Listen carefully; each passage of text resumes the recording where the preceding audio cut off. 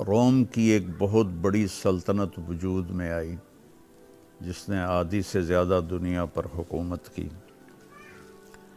پھر چوتھی صدی میں یعنی عیسیٰ علیہ السلام کی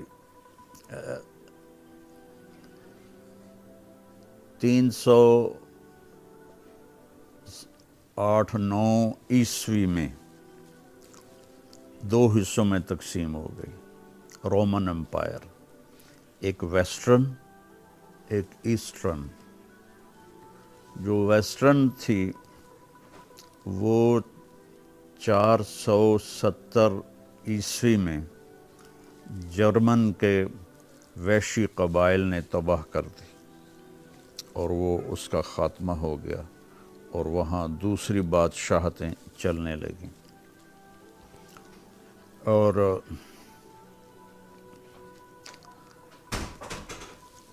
یہ جو مشرقی رومن سلطنت تھی اس علاقے کا نام تھا بازنطین، پرانا نام۔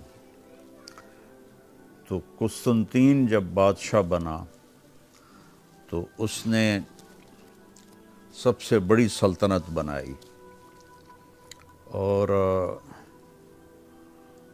اس نے اپنے دارالحکومت کے لیے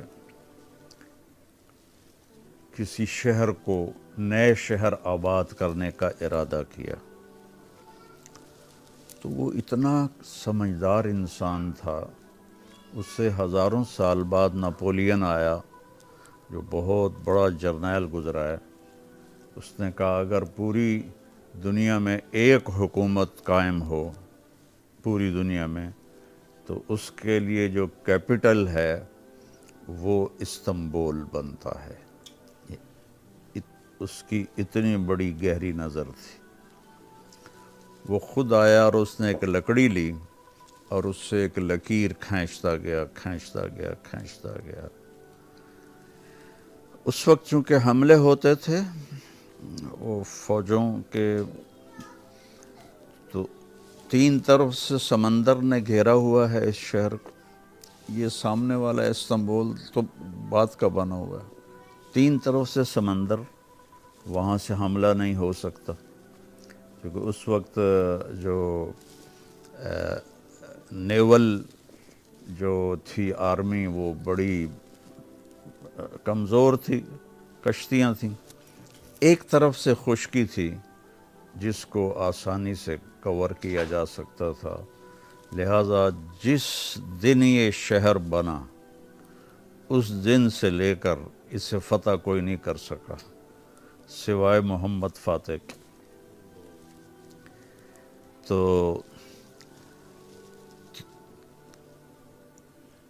اس کے بعد اس نے عیسائی مذہب قبول کر لیا قسطنطین نے۔ اس نے اس کا نام رکھا نیو روم، نیو روم، نیا روم۔ اصل روم تو ادھر تھا، اس کا نام رکھا نیو روم، لیکن پھر بعد میں بدل کے اپنے نام پر قسطنطینیہ۔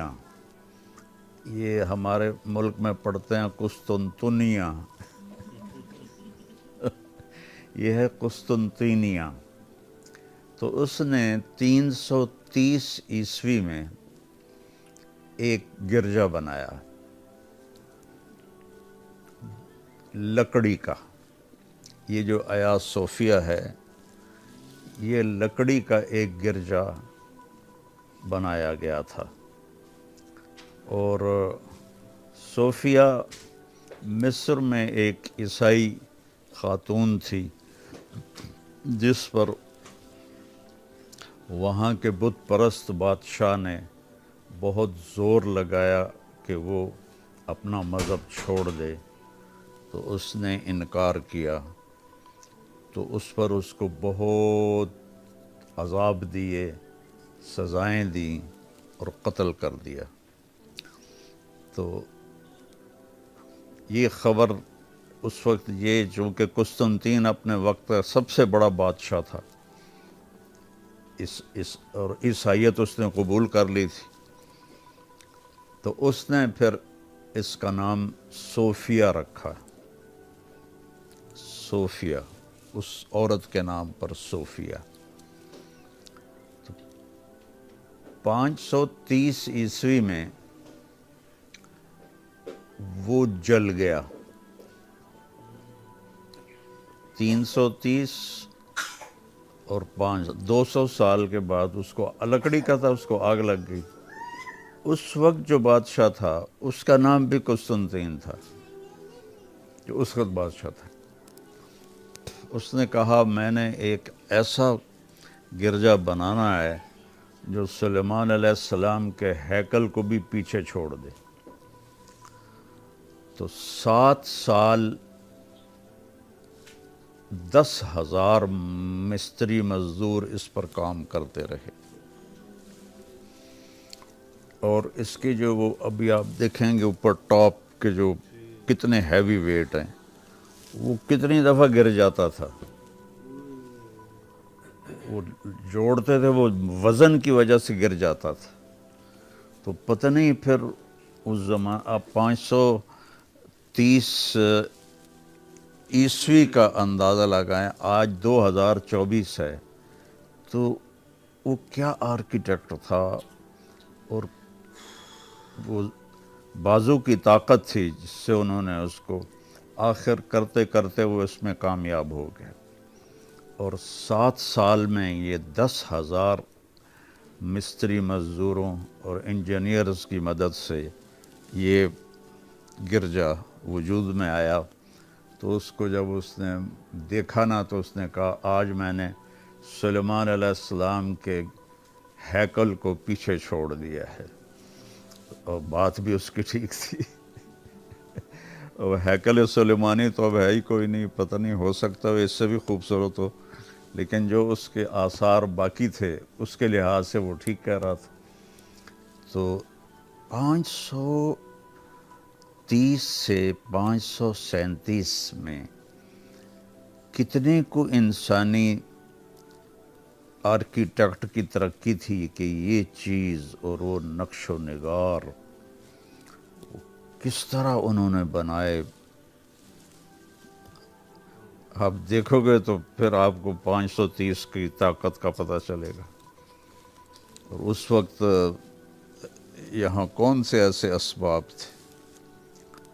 تو پھر یہ سب سے بڑا عیسائیت کا گڑھ بن گیا۔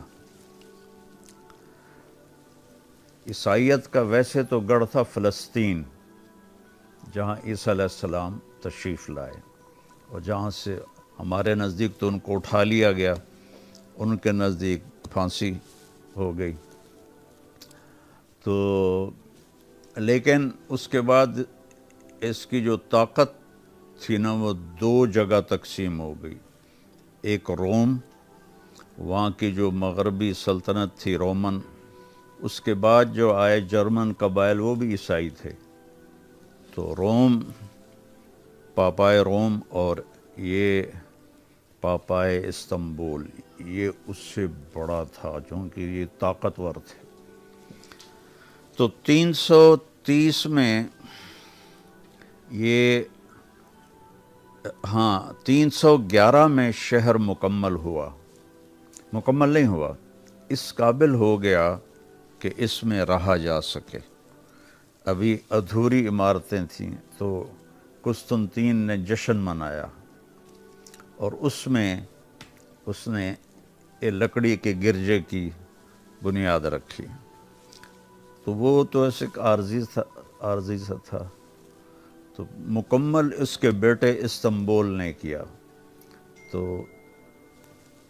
پہلے اس کا نام قسطنطینیہ ہی چلتا تھا، پھر جب عثمانی آئے تو انہوں نے اس کا نام استنبول کر دیا اس کے بیٹے کے نام پر، اور اس کا نام ویسے مٹانے کے لیے۔ تو 311 سے لے کر 1453 تک کوئی اس کو فتح نہیں کر سکا، اور مسلمانوں نے مسلمانوں سے پہلے کسریٰ نے، جو ایران کا بادشاہ تھا، اس نے پوری وہ دنیا کا اس وقت سب سے بڑا بادشاہ تھا، اس نے پوری طاقت اپنے یہاں لا کے کھڑی کر دی اس سمندر کے پار کہ میں نے اس کو فتح کرنا ہے، نہیں کر سکا، اور اس کی قدرتی رکاوٹ یہ سمندر تھا۔ اور انہوں نے ایک نا بہت بڑی لوہے کی زنجیر تھی جو چونکہ ایک جگہ بالکل سمندر تنگ ہو جاتا ہے وہاں لگائی ہوئی تھی، تو اس طرف سے کوئی بحری جہاز آگے جا نہیں سکتے تھے۔ تو 1453 میں 1450 میں محمد فاتح بادشاہ بنا، 21 سال کی عمر تھی اس کی اس وقت۔ یہ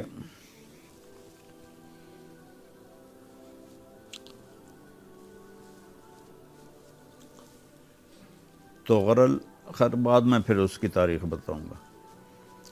تو اس نے آپ نے بشارت دی تھی کہ پہلا لشکر جو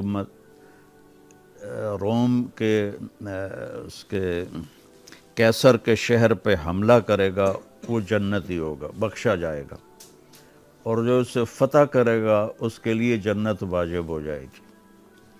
تو ہر دور میں اس پر حملے ہوتے رہے، جب مسلمان طاقتور ہو گئے ناکام رہے۔ حضرت معاویہ رضی اللہ عنہ کے دور میں بھی اس پر حملہ ہوا، اس کے بعد عمر بن عبدالعزیز کے دور میں بھی اس پر حملہ ہوا، اور اس کے بعد عثمانی ترکوں نے اس پر بڑے حملے کیے، کوئی کامیاب نہیں ہوا۔ تو محمد فاتح نے کہ نصیب میں اللہ نے یہ لکھا تھا، تو جب اس کی عمر 24 سال کی ہوئی تو اس نے لشکر تیار کر لیا۔ 3 سال اس نے تیاری میں لگائے، اور سارے لشکر میں کوئی بے وضو نہ رہے۔ دیکھو تیاری کیسے ہو رہی، باقی سارا کچھ ہو، اور سب روزہ رکھیں، اور سب رات کو اللہ سے مانگیں۔ حالانکہ جنگ کی حالت میں تو روزہ بھی نہیں رکھتے، لیکن سارا لشکر اتنے جوش میں تھا اللہ کے نبی کی بشارت کی وجہ سے، دن میں روزہ رکھ رہے تھے، رات ساری اللہ کے سامنے روتے تھے اور تیاری کرتے تھے۔ اب جو سب سے عجب، آج تک تاریخ حیران ہے، مورخ حیران ہے، محمد فاتح کو اللہ نے ترکیب سجائی کہ سمندر کی طرف سے حملہ کریں۔ تو کیسے حملہ کریں؟ سامنے پہاڑ تھے، اور سمندر کے راستے سے جائیں تو آگے ان کی وہ زنجیریں تھیں، ان کو پار کرنا ممکن نہیں تھا۔ تو اس نے پہاڑوں کے اوپر چربی لگوانی شروع کی۔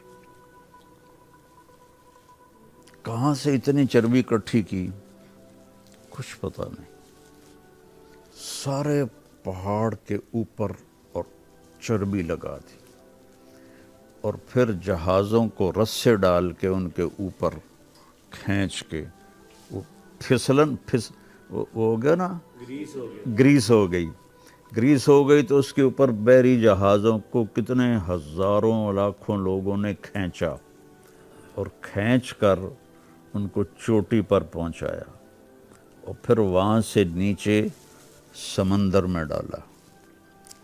تو جب صبح ہوئی تو استنبول والوں نے دیکھا کہ پورا بحری بیڑا سمندر میں آ چکا ہے۔ تو اس طرف وہ جو قلعے کی دیوار تھی وہ بھی کمزور تھی، اور اتنا کوئی انہوں نے حفاظتی نظام بھی نہیں بنایا ہوا تھا۔ تو سب کے ہوش اڑ گئے کہ یہ کیا ہوا، یہ کیسے ہوا، کہ یہ دنیا کی تاریخ کا پہلا اور آخری واقعہ ہے، آج تک ایسا نہیں ہوا۔ اتنے بڑے لشکر کو، 1.5-2 لاکھ کا لشکر تھا، ان کو بحری جہازوں میں بٹھا کر کھینچ کر اوپر لے گئے، پہاڑ پہلے پہاڑوں کو ہموار کیا پتھر توڑ توڑ کے، پھر ان پر وہ گریس لگائی چربی کی، جانوروں کی چربی، پتہ نہیں اور کس کس چیز کی چربی اللہ ہی جانے، پھر نیچے چربی لگائی، اور راتوں رات انہوں نے جہاز اوپر چڑھائے، اور اگلے دن سمندر کے اندر۔ اس کو دیکھتے ہی ان اندازہ ہو گیا رومیوں کو کہ ہاتھ سے گیا، تو سارے بڑے بڑے پادری اور ان کے جو راہب تھے آیا صوفیہ میں اکٹھے ہو کے گھنٹی بجاتے ہیں، گھنٹیاں بجا رہے اور دعائیں کر رہے، لیکن اللہ تعالیٰ نے محمد فاتح کے مقدمے، صرف 24 سال کی عمر